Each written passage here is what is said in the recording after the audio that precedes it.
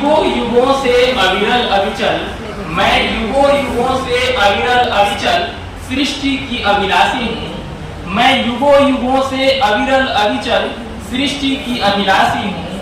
हाँ मैं नारी हूँ, हाँ मैं अविनाशी हूँ। नमस्कार, मैं ब्रिजलाला कुमार, हिंदू महाविद्यालय हिंदी स्नातक प्रथम वर्ष का छात्र, आप सभी के समक्ष नारी शक्ति बंधन अधिनियम पर अपनी बात रखना चाहूंगा। सर्वप्रथम नारी शक्ति पर, जैसा कि हमारे वेदों में भी उल्लेख किया गया है कि यत्र नार्यस्तु पूज्यन्ते रमन्ते तत्र देवता, अर्थात जहाँ नारियों की पूजा होती है वहाँ देवताओं का वास होता है।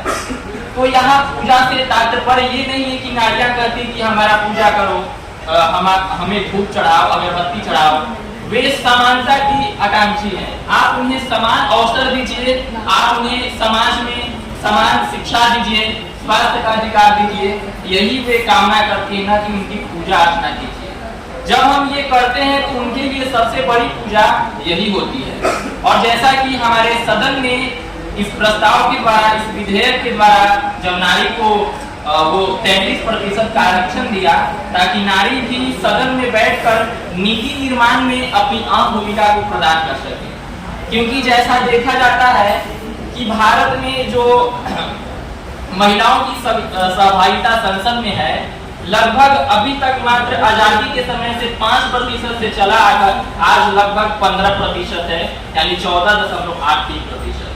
तो यह औसत अगर हम देखें तो विकसित देशों की अपेक्षा और हमारे एक विकासशील देश नेपाल की अपेक्षा भी कम है। क्योंकि अगर हम नेपाल की संसद को देखते हैं तो वहाँ पे महिलाओं के लिए 35% आरक्षण का प्रावधान है।